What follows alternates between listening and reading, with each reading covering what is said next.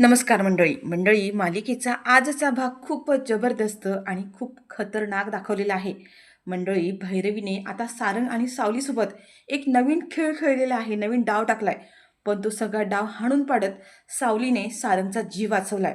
आणि मंडळी, या सगळ्यामध्ये आता सारंग ज्या वेळेला शुद्धीवर येतो तेव्हा सारंगने सावलीला आपली बायको तर मांडली आहे, पण ह्या घाणेरड्या भैरवीचा जी चाळ असते ती चाळ आता सावलीने तिलोत्तमाच्या समोर आणली आहे. ज्या डॉक्टरने खंड्याला मारलं त्याच डॉक्टरला चेकअपसाठी आता तिने सारंगसाठी पाठवलेलं असतं आणि तेच इंजेक्शन आता तिने सारंगला सुद्धा द्यायला सांगितलेलं असतं. पण या सगळ्यामध्ये ज्या क्षणी सावलीला हे कळतं त्या क्षणी सावलीने सगळ्यांसमोर या भैरवीचा खोटा मुखवटा तिलोत्तमासमोर आणलेला आहे. आणि त्यानंतर तिलोत्तमाने जे काही केलंय ते बघण्यासारखं आहे मंडळी. आणि एवढंच नाहीये, त्यानंतरच्या डॉक्टरांनी जे काही सत्य तिलोत्तमाला सांगितलंय त्याच्यामुळे सगळ्यांच्याच पायाखालची जमीन सरकले. आता नेमकं सगळं काय घडलंय, कसं घडलंय, सावली आणि सारंगला कोणतं सत्य समजलंय, सगळं काही सविस्तर जाणून घेऊया. पण मंडळी, त्याआधी तुम्ही जर आपल्या चॅनलवर नवीन असाल आणि चॅनलला अजूनही सबस्क्राईब केलं नसेल तर चॅनलला आत्ताच सबस्क्राईब करून व्हिडिओला लाईक करायला विसरू नका. मंडळी, इकडे दाखवलंय ओवी आणि अबीर दोघं सुद्धा बसलेले असतात आणि अबीर ओवीला म्हणतो, ओवी, तू मला जे तुझं सिक्रेट सांगितलं आणि तुला जे ते नाही का दिसलं ते आपण सांगूया का, अमृता काकूला सांगून टाकूया. त्यावर आता ओवी म्हणते की नाही नाही नको, मला भीती वाटते. अबीर म्हणतो काही हरकत नाही, आपण अमृता काकूला सांगू शकतो. तर अमृता म्हणते की काय, कशाबद्दल बोलताय, अमृता काकूला नाही सांगायचं, सांगायचं काय चाललंय काय. त्यावर आता अबीर म्हणतो की सांग, अमृता काकूला सांगून टाकलं, मला वाटतं काही प्रॉब्लेम नाही आहे. ओवी म्हणते अमृता म्हणते, ओवी बाळा काय झालं, काही प्रॉब्लेम झालाय का, सांग बरं. तर ओवी म्हणते, अमृता काकू, मला आहे ना ते आपलं सिक्रेट होतं नाही का, आपलं ते सिक्रेट ते मी अबीरला सांगितलं. अमृता म्हणते की कोणतं सिक्रेट. ओवी म्हणते की ते नाही का सिक्रेट आपलं, ते आपली मूर्ती होती ती विठुरायाची, आता तिने सांगितलंय बरं का इथे. म्हणते काकू, मी ते सिक्रेट अबीरला सांगितलं आणि अबीर ते कोणाला नाही सांगणार आहे, नाही सांगणार आहे, हो की नाही अबीर. अमृता म्हणते की अबीर बाळा, तुला हे माहीत झालं हे प्लीज कोणाला सांगू नकोस हा. बरं सांग बरं, आपल्याकडे मूर्ती कोणती आहे. अबीर म्हणतो की छे, कोणती मूर्ती, कसली मूर्ती, मला काही माहिती आहे. अमृता म्हणते लबाड, बरं ठीक आहे, शहाणा मुलगा आहेस तू, कोणालाही सांगायचं नाही बरं का, जर आजीला कळलं ना तर खूप मोठा प्रॉब्लेम होईल. अबीरने तर प्रॉमिस केलं की मी ते कोणालाही सांगणार नाही आहे. आणि मंडळी, आता इथून आहे ना अमृता म्हणते की तुम्हा दोघांना काहीतरी खायला घेऊन येते आणि ती तिथून निघून गेले. तर मंडळी, आता तेवढ्यात तिथे मोनिका आली आहे. हे दोघं जण गप्पा सुरू असतात आणि झोपायला जाणार असतात. तेवढ्यात मोनिकाला बघून म्हणतात की मोनिका काकू, तू आत्ता इथे. त्यावरती म्हणते की काय चाललंय तुमच्या दोघांचं, गप्पा चालल्यात का तुमच्या दोघांच्या.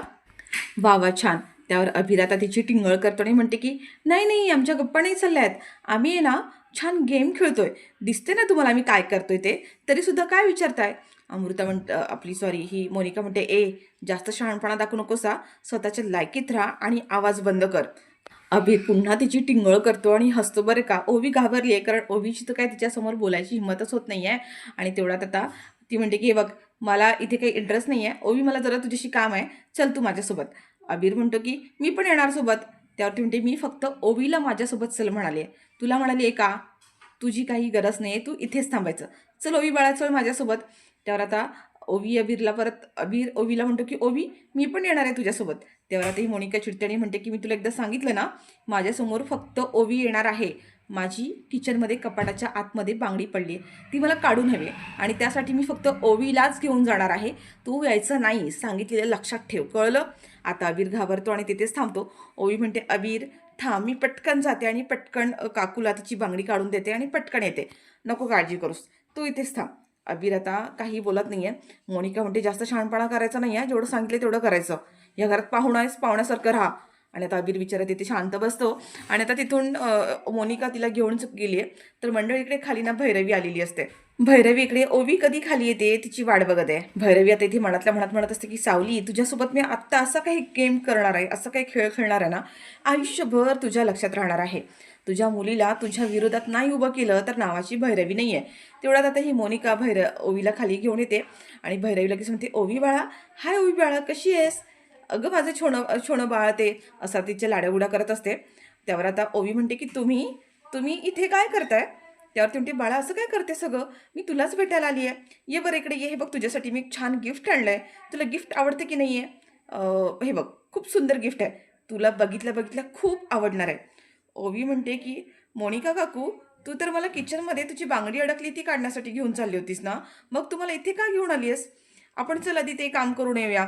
मोनिका म्हणते की हो आपण जाऊया ना, आपण तिकडे जाऊया. पण त्याआधी ह्या भैरवी काकू काय म्हणतात ते एकदा ऐकून तरी घे. भैरवी म्हणते हे बघ बाळा, आता तिने ना एक बॉक्स आणलेला असतो त्याच्यामधून गंडा आणलाय. ओवीला म्हणते हे बघ तुझ्यासाठी काय आणले ते, ये तर बघ की ते मी काय गिफ्ट आणले ते. मोनिका म्हणते की जा बाळा बघ, काकूने काय गिफ्ट आणले ते बघून तरी ये. आता ही म्हणते की नाही मला नाही जायचंय. आता त्यावर पुन्हा ही भैरवी तिला लाडागोडा लावते. तिला खरं तर राग आलेला असतो. म्हणते ही एवढीशी आहे, पण ॲटिट्यूड बघा हिचा काय आहे तो. मोनिका तिला जाते, जवळ घेऊन जाते आणि म्हणते जा बाळा जा, काकूने काय आणलं ते बघ. आणि ती जबरदस्तीने आता तिथे भैरवीच्या बाजूला बसवते. भैरवी म्हणते बाळा कशी आहेस तू, हे बघ ना इतकं सुंदर गिफ्ट आणलंय मी तुला, एकदा बघ तर तुला नक्की आवडेल. आता ओवी तिथे बसते आणि तिने आणलेला जो गंडा असतो ना, ती भैरवी तिला दाखवते. ओवी म्हणते की हे काय आहे, मला माहीत नाही आहे. भैरवी म्हणते बघ तर. आता त्यावर भैरवी म्हणते हे काय माहिती आहे का, हे एका गुरुची शिष्याला दिलेली भेट आहे. काय असतं माहिती आहे का, गुरु आणि शिष्याची बांधिलकी आहे. एकदा का एखाद्या शिष्याने आपल्या गुरुला गुरु मानलं की हा गंडा जो असतो त्या शिष्याच्या हातात बांधायचा असतो. म्हणजे तो शिष्य कायमस्वरूपी त्या गुरुचा शिष्य होऊन जातो. कळलं का? आणि हे मी आता तुझ्यासाठी करणार आहे. कारण तुझा आवाज किती गोड आहे. त्या दिवशी की नाही तू सुंदर गाणं म्हणत होतीस आणि मी ते तुझं गाणं ऐकल्यानंतर अगं मी तुझ्या प्रेमातच पडले. आणि म्हणूनच मी ठरवलं की तुला माझी शिष्या बनून घ्यायची आहे. आणि म्हणून हा गंडा मी तुझ्या हातात बांधणार आहे. ओवी म्हणते की नाही, पण माझ्या शिष्यात तर सावली टीचर आहेत. मी सावली टीचरांकडेच गाणं शिकणार आहे. त्यावरती म्हणते की हो सावली टीचर तुझ्या शिष्या आहेत, पण त्याचं काय माहिती आहे का, सावली टीचर पण तुझ्या माझ्याकडे शिकलेत की नाही. आणि मी त्यांची गुरु आहे. त्याच्यामुळं सावली टीचरची जी शिष्य आहे ती माझी पण होते अगं. त्याच्यामुळं तू काही टेन्शन घेऊ नकोस. तू हा गंडा हातात बांधून तर घे. ओवी म्हणते मी काय म्हणते, हा जर मी गंडा हातात बांधला आणि मी तुमची शिष्या झाली, पण मी सावली टीचरकडे गाणं म्हणू शकते का, शिकू शकते का? त्यावर भैरव म्हणते नाही नाही नाही छे, असं कसं करणार. एकदा की तू माझा हा गंडा हातात बांधलास की तू माझी शिष्या होणार की नाही, मग तुला माझंच गाणं शिकावं लागेल. एकदा का हा गंडा हातात बांधला गेला की नाही, की तू कोणाकडेच गाणं शिकू शकत नाहीस, फक्त माझ्याकडे शिकणार. ओवी म्हणते नाही नाही, मग असं नाही चालणार, मला सावली टीचरकडेच गाणं शिकायचंय, मग मला नाही हा गंडा बांधायचा आहे हातामध्ये. तेवढ्यात भैरवी चिडते आणि म्हणते ए, आणि बोलते की तुला कळत नाही का सांगितलेलं. ओवी घाबरते. तेवढ्यात तिला कळतं की हिच्याशी आता ओरडून काही चालणार नाही आहे. पुन्हा भैरवी स्वतःचं रूप पुन्हा चेंज करते आणि पुन्हा तिच्याशी गोड बोलायला लागते आणि म्हणते ओवी बाळा तसं नाही आहे गं, पण मी काय म्हणते तुला एक साध्या सोप्या गोष्टीत समजावून सांगू का. ओवी म्हणते की नाही नाही, मला काही ऐकायचंच नाही आहे, माझं ठरलं आहे मला गाणं सावली टीचरकडेच ऐकायचं आहे. त्यावर आता भैरवी म्हणते की हे बघ मी तुला साध्या आणि सोप्या गोष्टीत सांगते. तू स्कूलमध्ये जाते की नाही, स्कूलमध्ये गेल्यानंतर तुझे टीचर आहेत, तुझ्या शाळेचा अजून स्टाफ आहे, प्रिन्सिपल आहे. पण तुझ्या जर प्रिन्सिपलने सांगितलं की तू तुझ्या स्कूलची मॉनिटर, तुझ्या वर्गाची मॉनिटर होणार आहेस, मग अशा वेळेला तू काय म्हणणार, त्या प्रिन्सिपलचं म्हणणं टाळणार आहेस का? आणि नाही नाही मी माझ्या टीचरला विचारते आणि मगच मी मॉनिटर होणार असं म्हणणार आहेस का? ओवी म्हणते की नाही मी प्रिन्सिपलची गोष्ट ऐकणार. आता ही भैरवी म्हणते की माझं पण तसंच आहे, मी सुद्धा तुझ्या एका स्कूलची टीचर आहे असं समज, प्रिन्सिपल आहे असं समज, आणि सावली टीचर त्या स्कूलची टीचर आहे. मग मी प्रिन्सिपल आहे म्हटल्यानंतर तुला माझी गोष्ट ऐकायला नको का? घे बरं हा गंडा आणि बांध हातामध्ये. आणि आता ती पुन्हा तिच्या हातामध्ये गंडा बांधायला जाते. ओवी हात झटकते म्हणते की नाही, मला काही कळत नाही आहे, हे मला इतकंच कळतंय की मला गाणं सावली टीचरकडेच गायचंय. आता पुन्हा भैरवी चिडते आणि म्हणते ए गप्पा बस ग.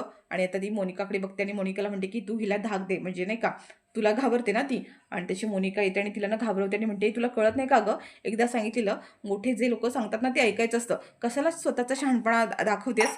घे तो गंडा आणि हातात बांध बरं. तर मंडळी इकडे दाखवलं की सारंग हा झोपलेला असतो आणि सावलीने बाकीच्या सगळ्या तयारी केलेल्या असतात.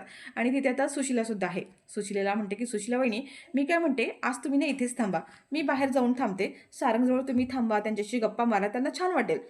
सुशिला म्हणते नाही नाही सावली तूच इथे थांब, मी बाहेर थांबते.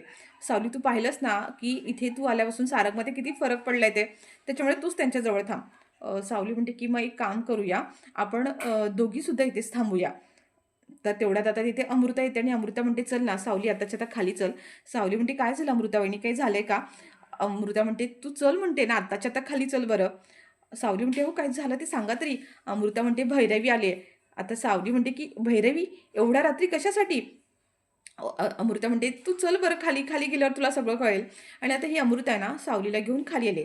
तिकडे भैरवी ओवीवर जबरदस्ती करत असते आणि म्हणत असते की अगं घाला दोरा, काही होणार नाही आहे, मी आजपासून तुझी शिष्य आहे. आणि मंडळी आता ही मोनिकासुद्धा तिच्यावर ओरडत असते आणि म्हणते की तुला कळत नाही का गं, किती ॲटिट्यूड, एवढीशी आहेस पण तुला तुझ्या बापाने काही शिकवलं नाही आहे का? मोठ्यांचं ऐकायचं असतं, मोठ्यांचा मान राखायचा असतो, मोठ्याने जी गोष्ट सांगली ती करायची असते, काहीच कळत नाही का तुला? आणि आता ही ओवी घाबरते आणि भैरवी म्हणते दे हात इकडे लवकर, हात दे बरं इकडे. आणि ओवीचा आता इथे नाईलाज असतो. भैरवीने तिचा हात जबरदस्तीने पकडलाय आणि तिच्या हातामध्ये तो दोरा बांधणार असतेच. आणि ओवी आता इथे रडत असते की नाही प्लीज थांबा ना, तुम्ही का असं करताय? पण ती ऐकतच नाहीये. आणि आता ती तिच्या हातात दोरा बांधणार, त्या दोऱ्याला गाठ बांधणार असते. तेवढ्यात मागून सावली येते आणि म्हणते की थांबा, काय करताय तुम्ही हे? आता सावलीचा आवाज ऐकून भैरवी हादरते बरं का आणि उठून उभीच राहते. आणि सावली येऊन पुढे म्हणते की काय करताय तुम्ही हे? माई काय करताय? जबरदस्तीने तिच्या हातामध्ये दोरा बांधताय, गंडा बांधताय का आणि कशासाठी? त्यावर म्हणते अगं जबरदस्ती नाही, तिच्या मर्जीनेच बांधतीये, तिला विचारूनच बांधतीये, अगं तिनेच हात माझ्यासमोर केला होता पुढे, म्हणूनच बांधतीये. सावली म्हणते की अजिबात नाही, मी सगळं बघितलंय, तुम्ही जबरदस्तीने हे सगळं करताय, जे माझ्यासोबत केलं तेच तुम्हाला तिच्यासोबत सुद्धा करायचंय का? त्यावरती म्हणते की सावली अगं काय बोलतेस तू? मी ओवीवर जबरदस्ती केली, हवं तर विचार तिला. आणि ती आता ओवीला म्हणते ओवी बाळा, मी तुझ्यावर जबरदस्ती केली का? तूच म्हणालीस ना की हातात गंडा बांध म्हणून, तूच हात पुढे केलास की नाही? विचार तुझ्या मोनिका काकूला, हो की नाही गं मोनिका? आणि भैरवी म्हणते ओवी बाळा बोल, तूच म्हणाली होतीस ना, तूच हात पुढे केलास की नाही?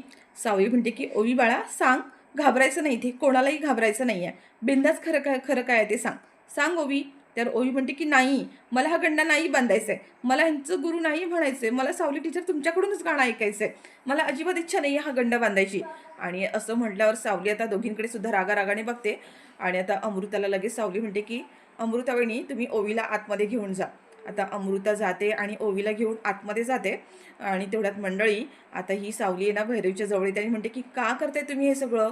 मागच्या काही वर्षांमध्ये जे तुम्ही माझ्यासोबत केलंस तेच तुम्हाला आता ओवीसोबत करायचं आहे का? कशासाठी? अहो लहान आहे ती, तिला काही कळत नाही आहे. कोडी नसताना त्या संधीचा फायदा घेऊन जबरदस्तीने तुम्ही तिच्या हातामध्ये गंडा बांधताय. का करताय तुम्ही असं? जी काही दुश्मनी आहे, जे काही आहे ते आपल्या दोघींमध्ये आहे ना. मग या सगळ्यामध्ये तुम्ही लहान मुलांना कशासाठी घेताय? तुमच्या ह्या अशा वागण्याचा तिच्या बालमनावर काय परिणाम होईल याचा अंदाज तरी आहे का तुम्हाला?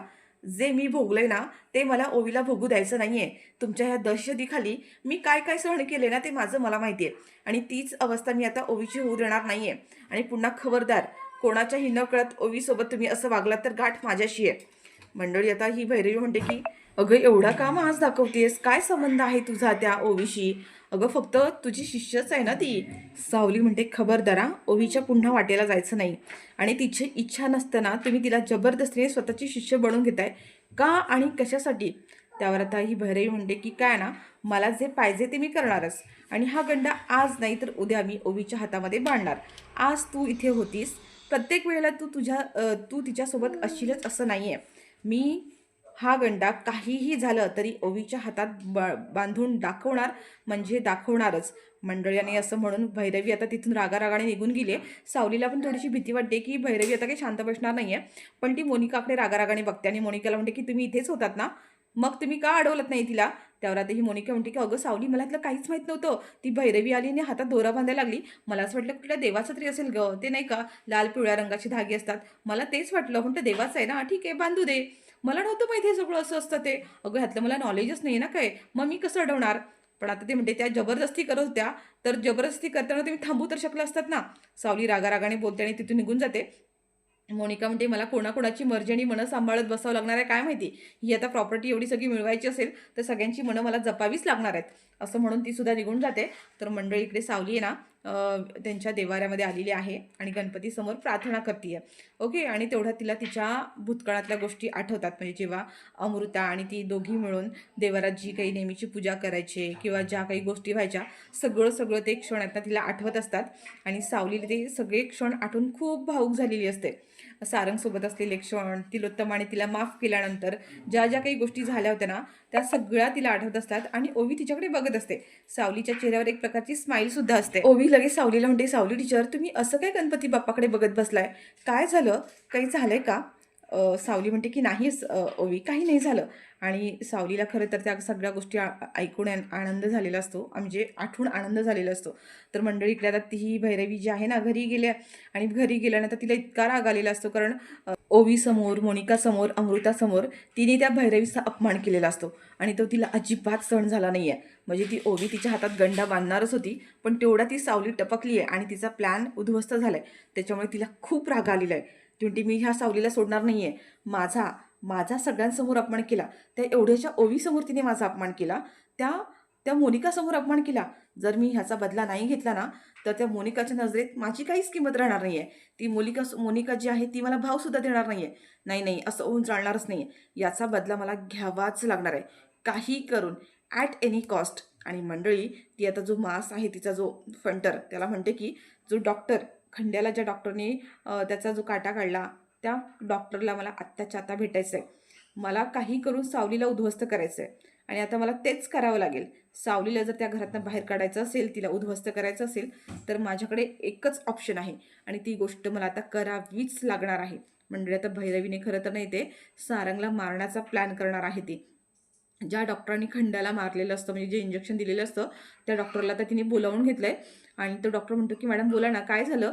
त्यावर तो म्हणतो की जी लास्ट टाईम कृपा तुम्ही आमच्यावरती केली होतीत ना, तीच कृपा आता पुन्हा एकदा करायची आहे. डॉक्टर म्हणतात म्हणजे म्हणजे नक्की काय करायचं आहे?